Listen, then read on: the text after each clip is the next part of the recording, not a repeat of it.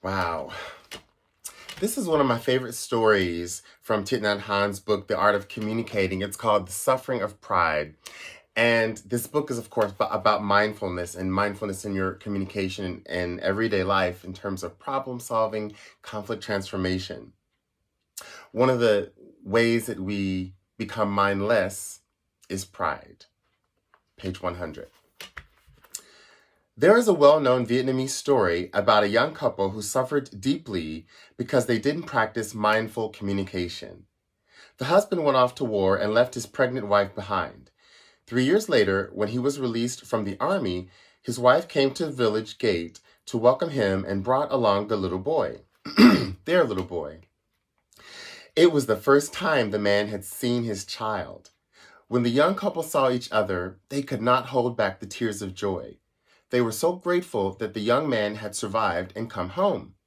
In Vietnam, there is a tradition that when an important event happens, we make an offering to an altar to our ancestors and tell them what has happened.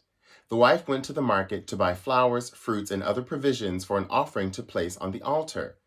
The father stayed home with his son and tried to persuade the little boy to call him Daddy. But the little boy refused. He said, "Mister, you aren't my daddy. My daddy is someone else. He used to come and visit us every night.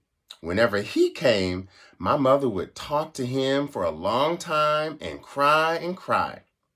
When my mother sat down, the man sat down. When my mother lay down, he also lay down. So you are not my daddy." Hearing these words, the young father's heart turned to stone. He could no longer smile. He became silent. When his wife returned, the man didn't look at her or speak to her anymore. He was very cold. He acted as though he despised her. She didn't understand why, and she began to suffer deeply. After the ceremony to make an offering to the ancestors, it's traditional to take the offerings from the altar, and then the family sits down and enjoys the meal with happiness. But after the young man performed the offering, he didn't do this. He left the house, went into the village, and spent his time in the liquor shop. He got drunk because he couldn't bear his suffering. When the husband came home, it was very late.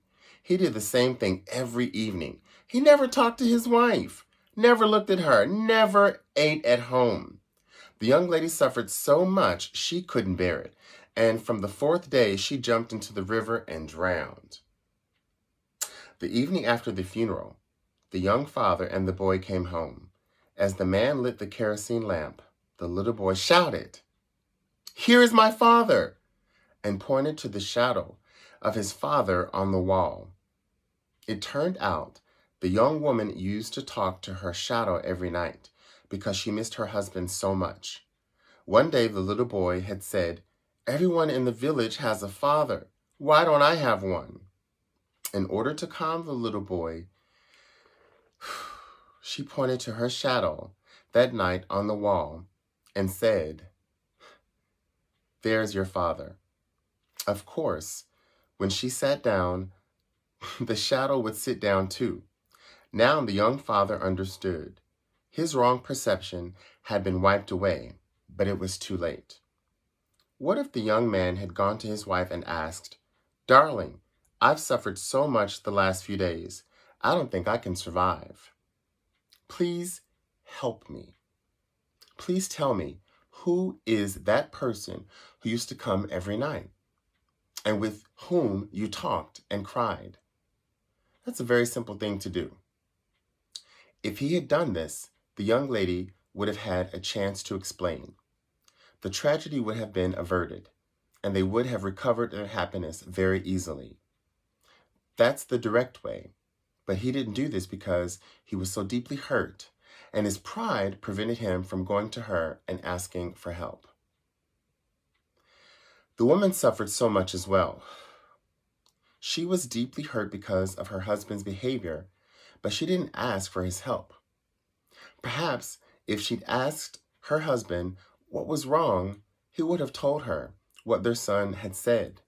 But she didn't because she too was caught in pride. A wrong perception can be the cause of a lot of suffering. All of us are subject to misunderstanding. We live with wrong perceptions every day. That's why we have to practice meditation and looking deeply into the nature of our perceptions. Whatever we perceive, we have to ask ourselves, are you sure your perception is right? To be safe, you have to ask. We're subject to many wrong perceptions in our daily lives. It may be that the other person didn't have the intention to hurt you. Mindful communication has the potential to ease so much of the unnecessary suffering in our relationships. What if he had asked her for help? What if she had asked him for help?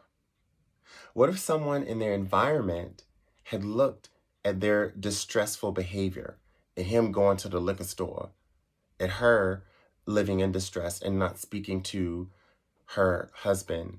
What if anyone had just sat them down and said, please, let's talk, and more importantly, let's listen to one another?